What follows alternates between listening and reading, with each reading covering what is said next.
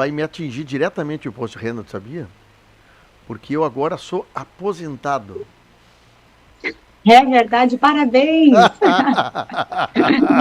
É uma boa conquista, Não, né? É mas um momento esperado. mas eu sou um cara revoltado, porque eu tô achando injusto o valor que vão me pagar, porque eu durante muitos anos paguei bem, não paguei pouquinho, paguei bem, e achei injusto o valor que vão me pagar. Um valor. E eu vou lhe dizer que tu deve estar certo nessa sensação, porque com certeza o cálculo do benefício previdenciário das aposentadorias não reflete tudo que tu pagou. Com certeza, Não. se tu tivesse guardado aquele valor É, e aplicado, hoje teria um montante é, maior. Mas, mas, enfim, mas a gente não tem a experiência, é esse que é o problema. Só para atrapalhar a tua entrevista, a gente com 18 anos oficialmente, mas muito antes disso eu já trabalhava, já ajudava o pai e a mãe e outras coisas. A gente não tinha o conhecimento dessas coisas antes, né, doutor Luciano?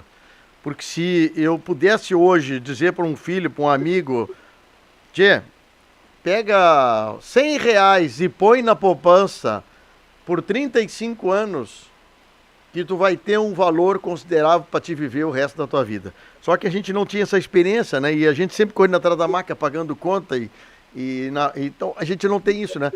Mas eu tu vou... sabe, Fábio, Hein? eu trabalho também com a área previdenciária há muitos anos. E uma das coisas que eu sempre cuido quando a gente fala sobre esse assunto é que as pessoas não podem, aquela máxima, botar todos os ovos na mesma cesta. O dinheiro, a gente não tem educação financeira, mas isso que tu está falando seria um pouco de educação financeira.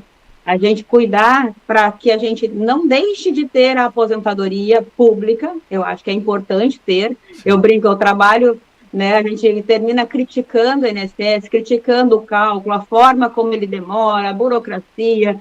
Ok, estamos corretos de criticar, mas que bom que temos, É, não, né? Que bom que temos uma previdência pública. que E a gente precisa pensar no plano B, no plano C, é, em guardar um pouco além daquilo, não contar só com a previdência pública. é, Infelizmente, é. não é só com ela que a gente pode contar depois, porque acontece isso, né? Acontece isso, o senhor tem toda a razão. É que nem o fundo de garantia. Eu sou altamente crítico ao tal do fundo de garantia, que é descontado, que é pago, e que na hora que tu precisa, quando tu é desligado da empresa, ou tu desliga da empresa, ou mesmo que tu quer fazer um financiamento para comprar uma casa, um terreno, uma coisa, o valor chega a ser. é, é, não sei a palavra certa, mas é horrível o valor. Tu sabe que sobre essa questão do fundo de garantia, teve agora, está vindo as intimações dos processos, que teve o julgamento da discussão que todo mundo trouxe, porque a correção que as contas do fundo de garantia que o governo oferece não compensa, não é nem a poupança. Se eu tivesse o mesmo dinheiro guardado na poupança, eu teria mais valor de fundo de garantia do que entregar esse dinheiro para o governo cuidar dele. É, E isso foi perdido, né? O tema lá, agora não vou lembrar o número, mas o judiciário validou na forma como o governo faz, e vamos dizer assim, os trabalhadores, né, que arquem com isso. O fundo de é. garantia segue não refletindo a inflação, sendo uma péssima forma de guardar dinheiro. Exatamente. Bom, vamos para o assunto da entrevista, que eu fico aqui variando de assuntos aqui, eu gosto de conversar contigo por causa disso. Sobre imposto de renda, tá? Vamos lá. Existem formas de pagar o imposto de renda ou de descontar o imposto de renda. E tem lá no final do ano a declaração do imposto de renda. São duas coisas completamente distintas, né? E ao longo da vida contábil da gente de um ano, a gente também tem coisas que a gente pode se apropriar para poder daqui a pouco deduzir no final ou ressarcir no final. Existem mecanismos daqui a pouco de investimento que antigamente se dava benefício para a questão do imposto de renda. Mas eu te pergunto o seguinte, sobre quem paga mais imposto de renda. Terá ou não terá direito, ou mais ou menos direito do que quem paga menos? Hein? Então, vários tópicos aí para mim abordar nessa pergunta. Primeiro, a gente entender o seguinte: imposto de renda, a declaração anual de imposto de renda é a declaração de ajuste, né? Sim.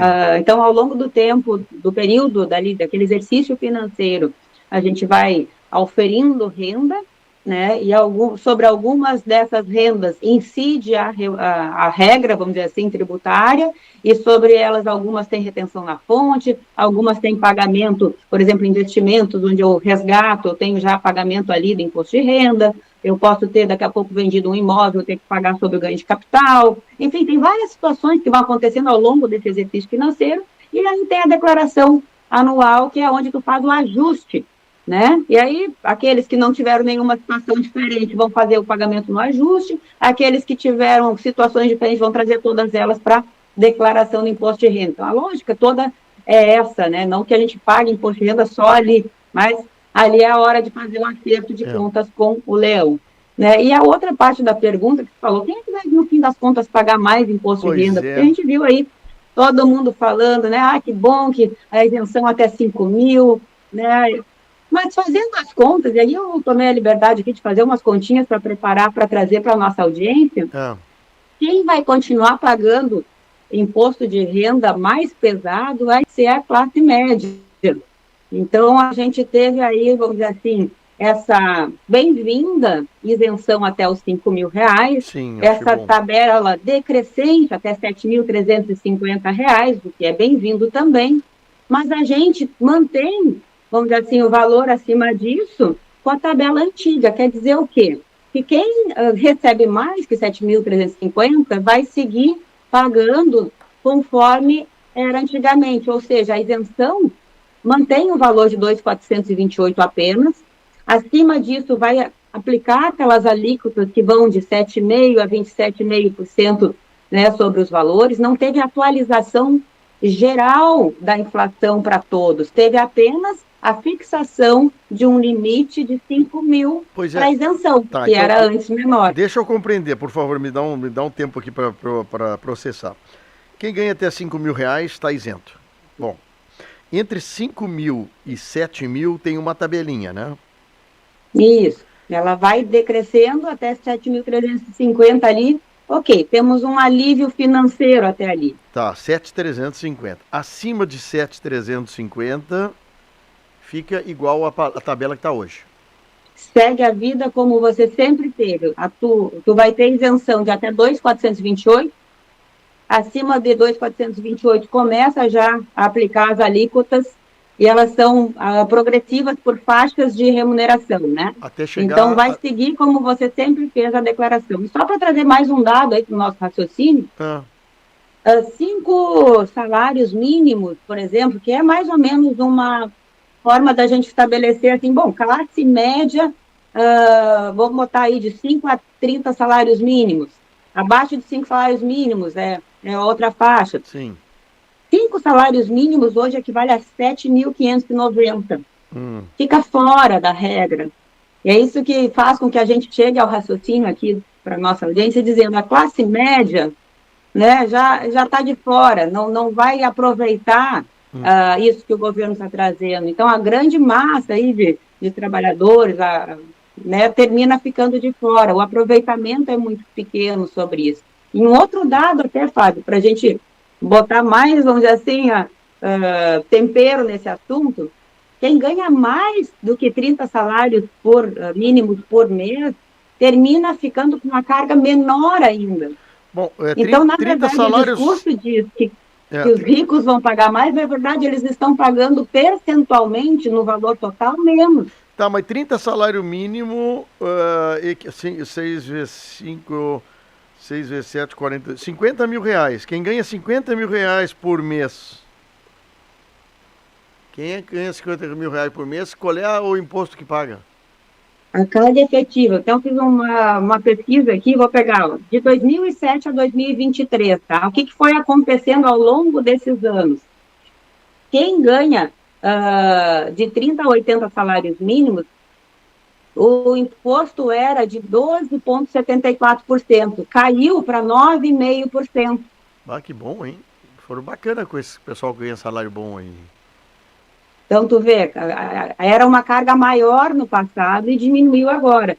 Na tributação, assim, a faixa mais alta, de 80 a 320 salários por mês, então, bem rico, baixou também, era de 9,76 e passou para para 6,11%. Ué, quase 50% de baixo para cima.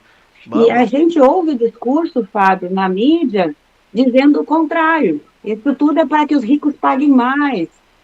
Na prática, na hora, na ponta do lápis, termina que não está acontecendo isso. E, na prática, quem está sendo penalizado com tudo isso é a classe média. Pois é, eu ia te perguntar. Vamos imaginar assim um salário de um servidor do Estado, tá? O salário do servidor do Estado é mais alto, até alguns municípios pagam isso.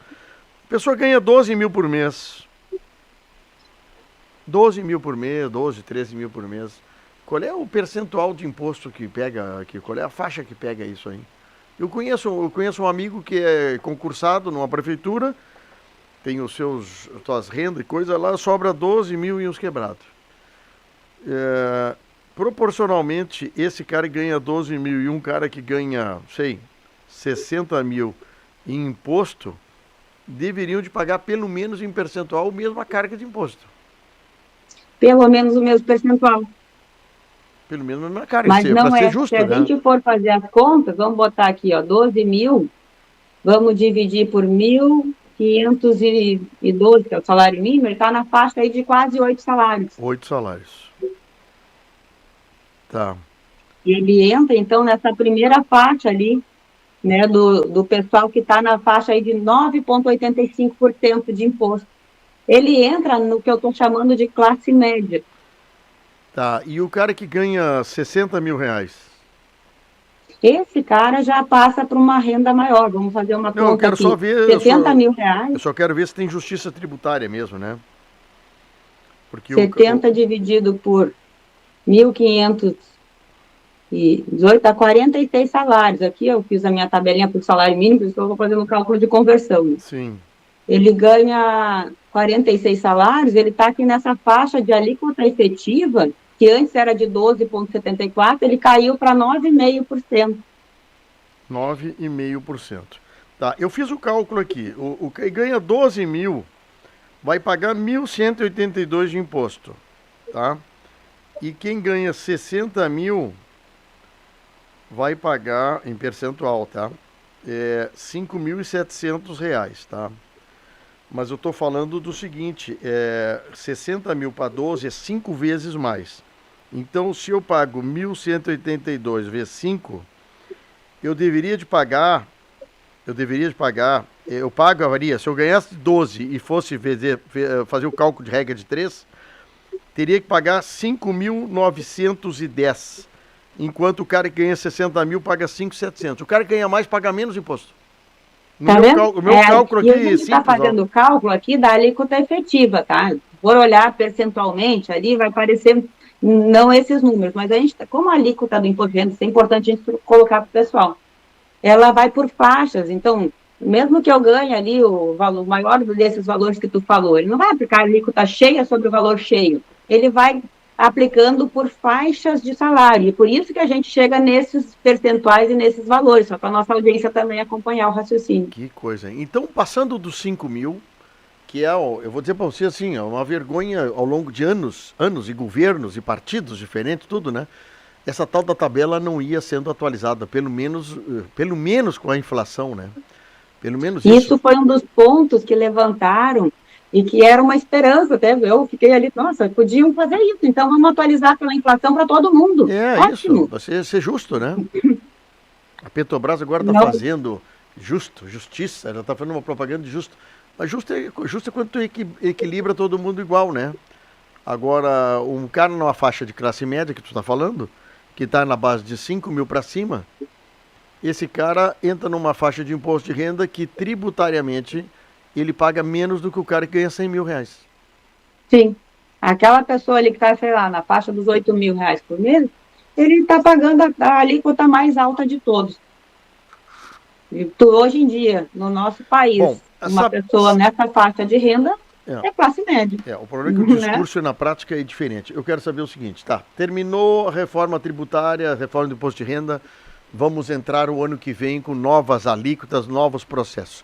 Como a pessoa e a empresa se organiza para que no final de 2026 a gente consiga, daqui a pouco, por algum jeito, pagar menos imposto? Isso vai ser a grande. Essa. Muito importante isso. E agora a gente está em outubro, né? É. A gente tem ainda um tempinho aí para se organizar, que é essencial, porque sempre que começa o ano, a gente também escolhe qual regime tributário vai adotar.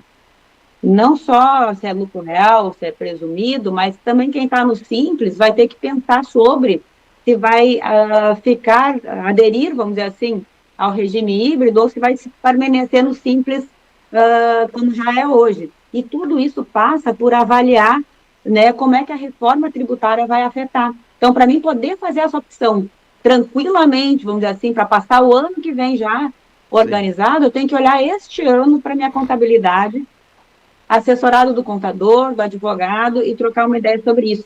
Outra coisa também, Fábio, a gente vai ter a questão dos créditos, por exemplo, crédito do ICMS. Provavelmente vai ser uma dificuldade depois para recuperar crédito do ICMS, porque os estados vão ficar com uma certa liberdade para estabelecer critérios, e com certeza mais restritivos, porque os estados vão ter liberdade, inclusive, para não estar atualizando esses créditos. Então, daqui a pouco, com a inflação que temos, eles vão ficando defasados naturalmente, pelo tempo de demora, né, para conseguir efetivar esses créditos, que vão demorar. Então, até por esse aspecto, se eu tenho créditos escondidos de impostos que estão sendo extintos, eu tenho que olhar para eles já desde logo e aproveitá-los já sabendo das regras atuais, não esperar que regras novas, mais restritivas, surjam, para que daí me dificultem ainda mais de fazer esse fluxo de caixa, que talvez seja essencial. Concordo contigo. A gente tem que antecipar. Existem procedimentos, formas e até tipos de aplicações que daqui a pouco te protegem da questão do imposto de renda. Aplicações também que a gente faz em qualquer agência bancária, também tem uma coisa do imposto de renda, que se tu mexer menos determinado período, tu paga mais caro, se tu deixar mais tempo, paga menos. Tudo uma questão de custo-benefício. A gente tem que avaliar isso. Eu vou investir um dinheiro, né, doutor Luciano? Eu preciso e o planejamento patrimonial passa por aí. É isso que eu queria tentar entender cada vez mais. Porque é um pega-ratão. E, pessoal, pense o que eu estou dizendo aqui, não sei se é o doutor Luciano. Os governos não querem abrir mão de receber o seu quinhão, o seu suor, tá? Eles disfarçam, ele tira daqui, põe ali, tira dali, põe aqui, e está sempre te cravando. Então, eu não vi